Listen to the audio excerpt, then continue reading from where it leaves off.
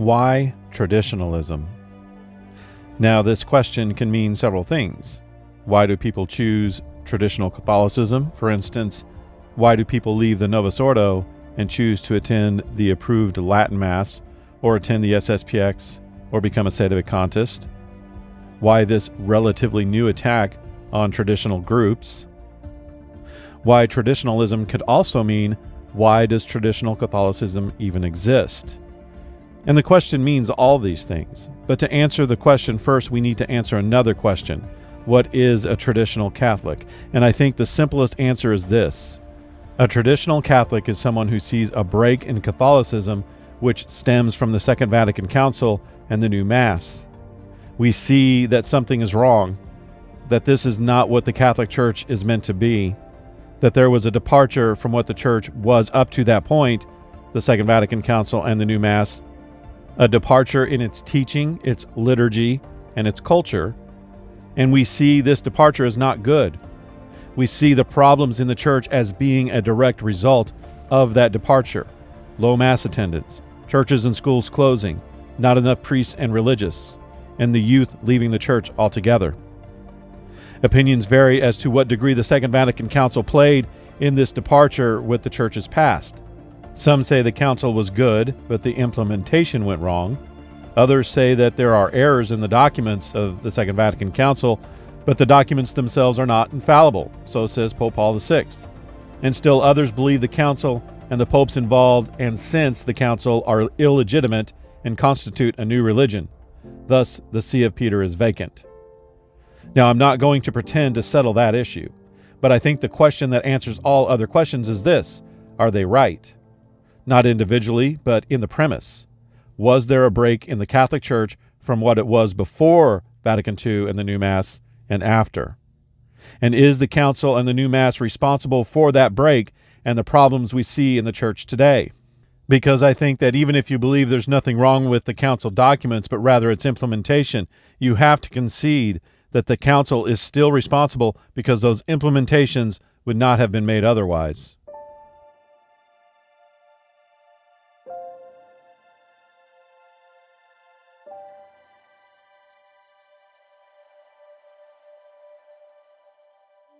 Of course, to answer this question, we must look at the Church before the Council and after, and look at the Council itself.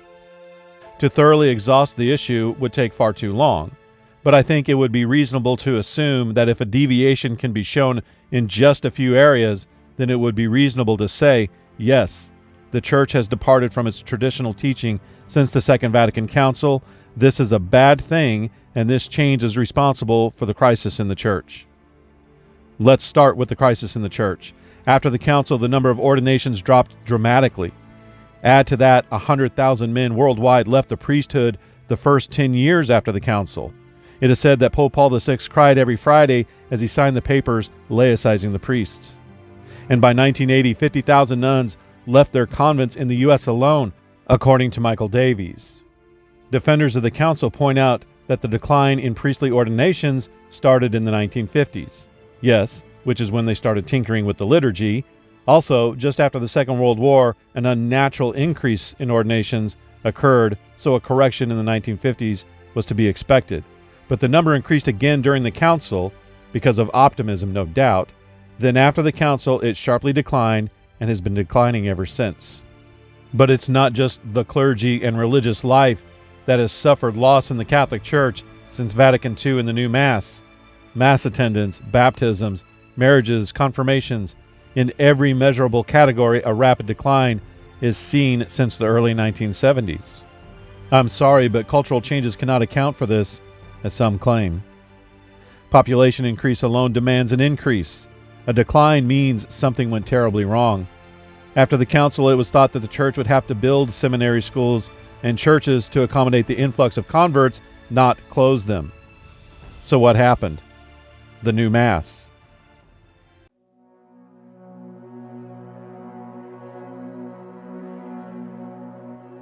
The Mass had pretty much been the same throughout the world since the 6th century. After the Council of Trent, Pope Pius V issued a missal along with a papal bull stating that this Mass must be said without deviation everywhere from now on. and that was the case for the next 400 years until the 1950s and 60s, when the Mass was altered, building up to the Novus Ordo Missae, or New Order of Mass, issued by Pope Paul VI in 1969. Now, most people think that the new Mass is simply the Old Mass, which was in Latin, translated into the language of the common people, but nothing could be further from the truth. Sure, the basic structure is pretty much the same, but unlike the Old Mass, which developed over time, the new Mass was invented by one man, Annibale Bugnini, who, as it turns out, was a Freemason. Involvement in Freemasonry carries an automatic penalty of excommunication, so the new Mass was concocted by someone who wasn't even a Roman Catholic. In fact, Bugnini consulted several Protestant ministers in formulating the new Mass. The result was a watered-down and Protestantized liturgy. The differences between the Old and New Mass are striking. The altars were removed, and the tabernacles, which contain the body and blood of Christ, were moved out of the sanctuary to a room somewhere in the church, and a Protestant-like table was put in. The priest, rather than facing God, now faced the people. Over time, the communion rails were removed, and rather than receiving the Eucharist on the tongue while kneeling, they began receiving it in the hand while standing. Rather than receiving exclusively from the priest, the laity also began handing out communion. Girls were now allowed to serve at the altar. The Mass prayers were changed from indicating a sacrifice to ones indicating the sharing of a meal. Rather than strict rubrics that must be followed, the priest now had options. They could use this prayer or that prayer. Many more novelties were introduced and experiments done in order to involve the people, such as the sign of peace, liturgical dancers, clown masses, etc. Statues were removed and replaced with obscure modern art, and the new churches looked virtually indistinguishable from Protestant churches. The new Mass is completely different and inferior to the Mass it sought to replace.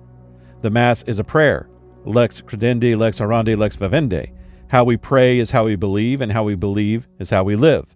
One result of all these changes is that today, 70% of Catholics do not believe in the real presence. But it's not just the Mass that changed. The teaching changed as well. All one has to do is read the Council documents and papal encyclicals prior to Vatican II and those of the Council and after to see that the teaching has changed.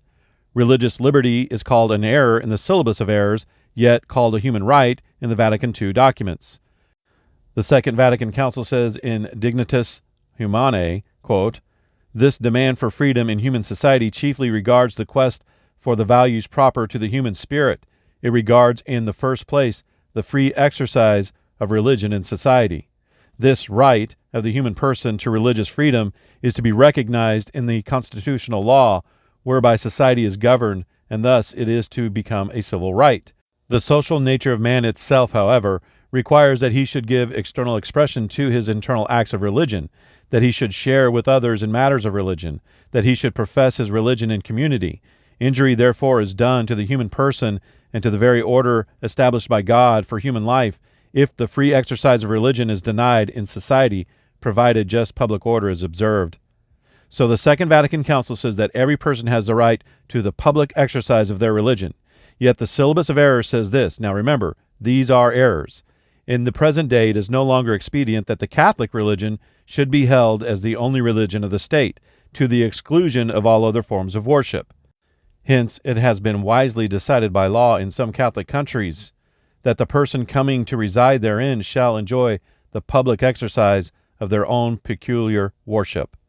Moreover, it is false that the civil liberty of every form of worship and the full power given to all of overtly and publicly manifesting any opinions whatsoever and thoughts conduce more easily to corrupt the morals and minds of the people and to propagate the pest of indifferentism. The reason these are errors is because Christ is king not just of heaven, not just of Christians, but of all humans and nations and kingdoms, and he has the right to be worshipped by all men. Of course, the Catholic Church recognizes that no one should be coerced, but Christ and his church, which is the Catholic Church, has the right to be publicly recognized to the exclusion of all others. I'm sorry, but the Second Vatican Council is in conflict with the syllabus of errors when it comes to religious liberty.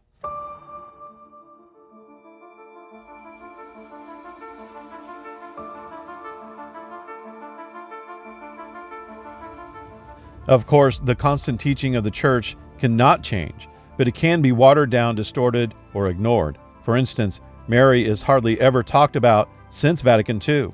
Why?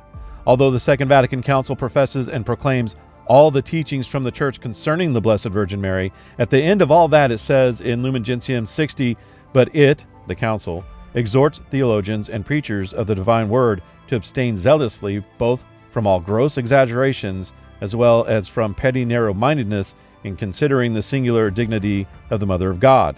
Let them assiduously keep away from whatever, either by word or deed, could lead separated brethren or any other into error regarding the true doctrine of the Church. In other words, let's tone it down on the Blessed Virgin Mary, not deny the doctrines, but let's just not talk about her so much. Now it goes on to say, let the faithful remember, moreover, that true devotion consists neither in sterile or transitory affection, nor in a certain vain credulity, but proceeds from true faith, by which we are led to know the excellence of the Mother of God, and we are moved to a filial love toward our Mother and to the imitation of her virtues. Well, what the hell does that mean? That's just meaningless psychobabble, designed to shut down the conversation when people complained about all the images and statues of Mary being removed. Okay, Father, I guess if you say so. Who cares what Protestants think? Have they stopped accusing us of worshiping Mary since this was implemented? No, and they're not going to. We have to be wrong in order for them to be right.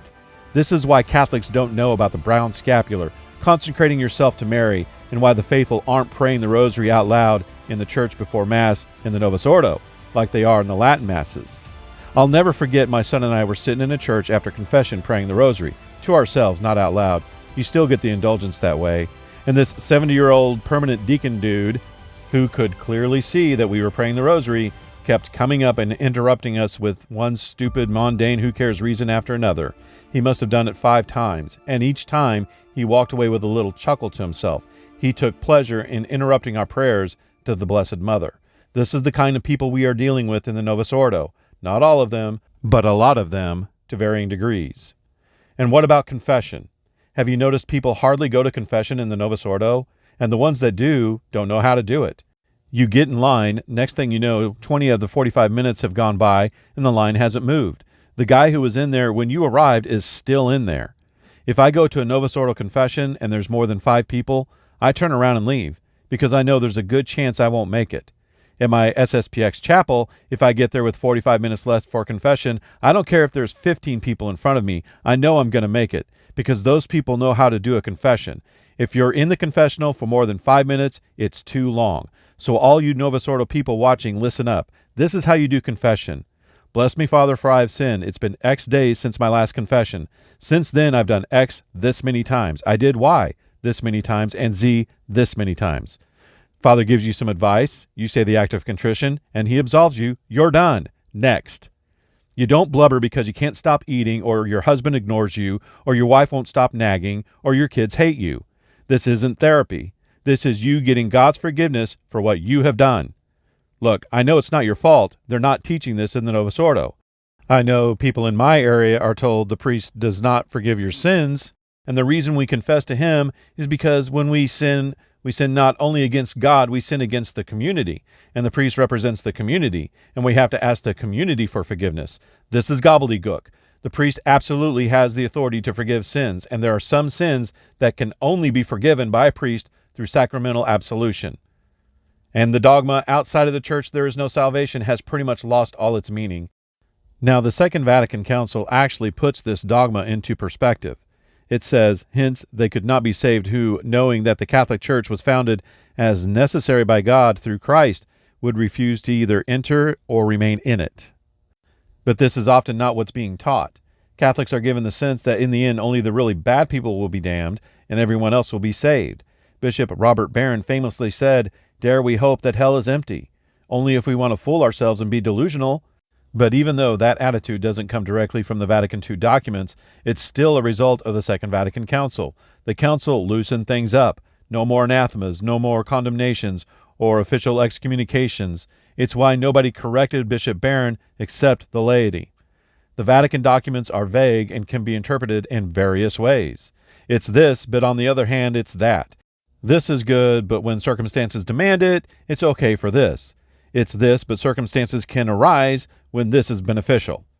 None of the other councils ever talked out of both sides of their mouths like this one does. The other councils said, it's this, end of discussion, and if you deny it, you're out. And the Second Vatican Council changed everything. It revised all the prayers. It changed the rites of ordination and consecration. They removed exorcisms from baptisms. They removed the exercise salt and other exorcisms from holy water. They actually watered down holy water. Why would they do that? Who does this benefit? Demons, that's who. You look at all this and you say, yeah, it looks like a completely different church. I'm not a sedevacantist, but I get what they're saying when they say this is a new religion. I don't agree with it, but I understand what they're saying, and they're not the only ones saying it. The pro-Novus Ordo Vatican II true believers say it too. They say the Vatican II Church is a new church, and that the Second Vatican Council is the only council that matters. It trumps all other councils, especially the Council of Trent, and that it changed the teaching in the church. And I'm not just talking about the rank and file in the pews. I'm talking about the directors of religious education in churches, the Susans from the parish office, the RCIA directors, and yes, priests. You know, the people running the church. I've heard them say it. Heck, I believed it too at one time. Why? Because that's what they told me. And are they being corrected by their bishops? Is Pope Francis going to correct them? No. The only people being corrected are those who hold to the traditional teaching, and especially the Latin Mass. So don't tell me these are one-offs and isolated incidents. They're not. So the answer is yes. There is a crisis in the church, and it was caused by Vatican II and the new Mass. And we trads, though we disagree on how to handle the situation and what it truly means, recognize that this is not real Catholicism, and that real Catholicism cannot be taken from us. The church does not have the right to deny us real Catholicism. And by the way, the rest of the world knows it too. Nobody's buying it. Now, I believe this is still the Catholic Church. The council is valid, but not infallible, and the new Mass is valid, and Francis is the Pope. But the anti-Catholics are not quoting the Second Vatican Council in their anti-Catholic material. They quote the Council of Trent. They misquote it and take it out of context, and they talk about statues and devotion to Mary. They don't know or don't care that you guys got rid of those things to please them. Even they know that's not real Catholicism. But you know who does like it? Satanists. Because now all they have to do is get in line at Mass, stick out their paws, get a host, act like they ate it, stick it in their pocket, so they can desecrate it in their mock version of the Latin Mass. Why this attack on trads who resist these changes? Well, most people, including priests and religious in the Novus Ordo, are good people, but there are others who are on the other side, and who are actively trying to destroy the church. And the traditional movement is standing in the way, and they don't like it. Until my next video, God bless.